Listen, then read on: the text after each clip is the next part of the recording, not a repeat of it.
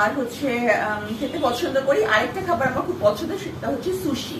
হ্যাঁ, এটা জাপানিজ খাবার, এটা আমার খুব পছন্দ, মানে বিশেষ করে স্যামন সুশি। এই আর হচ্ছে যে কি আরেকটা কোশ্চেন কি কোন ড্রেসটা বেশি কি ধরনের? আচ্ছা, ড্রেসের ব্যাপারে আমি হচ্ছে শাড়ি আর ওয়েস্টার্ন ড্রেস, কিন্তু সালোয়ার কামিজ ড্রেসটা আমি খুব একটা কমফোর্টেবল না, আমি এটা সাধারণত পরি না বা পরতে পছন্দ করি না, কিন্তু শাড়ি বা ওয়েস্টার্ন ড্রেস। আর দামের ব্যাপার যদি বলেন, আমি সবসময় একটু বেশি দামি ড্রেস অ্যাভয়েড করি, মানে আমি এমন কোনো জাঁকজমক কোনো পোশাক পরতে পছন্দ করি না যেই পোশাকটা সাবরিনাকে ছাপিয়ে যায়, মানুষ সাবরিনাকে না দেখে সাবরিনার পোশাকটা দেখে।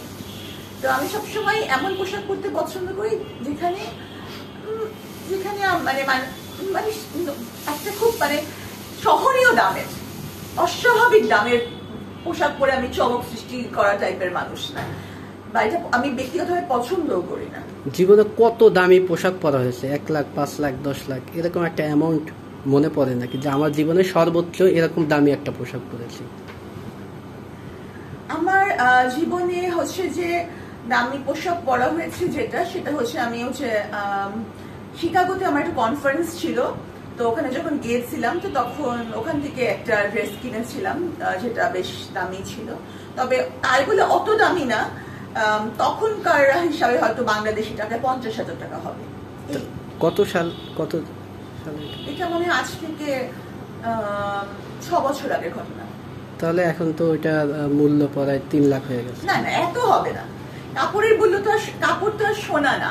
একটা কথা আমার মা সবসময় বলে যে কাপড় কিনে গাধা আর সোনা কিনলে আধা।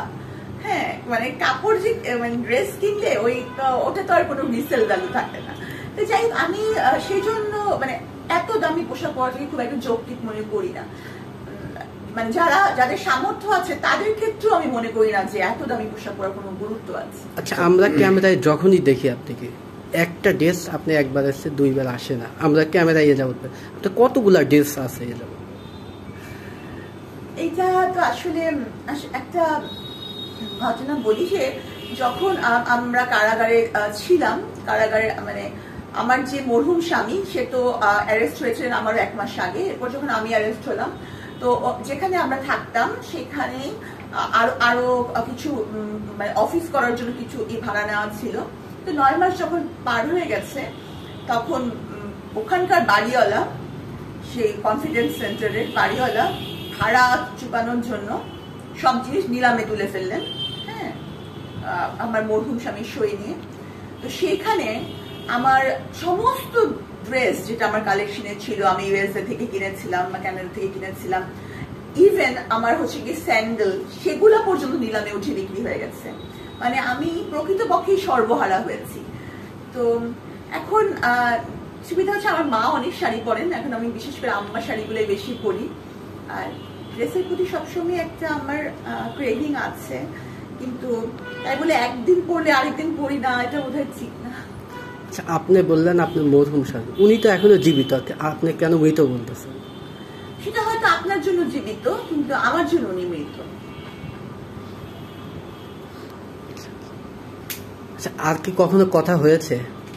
না, কথা বলার প্রশ্ন হচ্ছে একটা জীবিত মানুষ যখন যেমন একজন মৃত মানুষের সাথে কথা বলতে পারে না, কারণ আমি প্ল্যানচিটে বিশ্বাস করি না, তো সেরকম যেহেতু উনি আমার জন্য মৃত, সেই উনার সাথে কথা বলার তার কোনো স্কোপ নেই।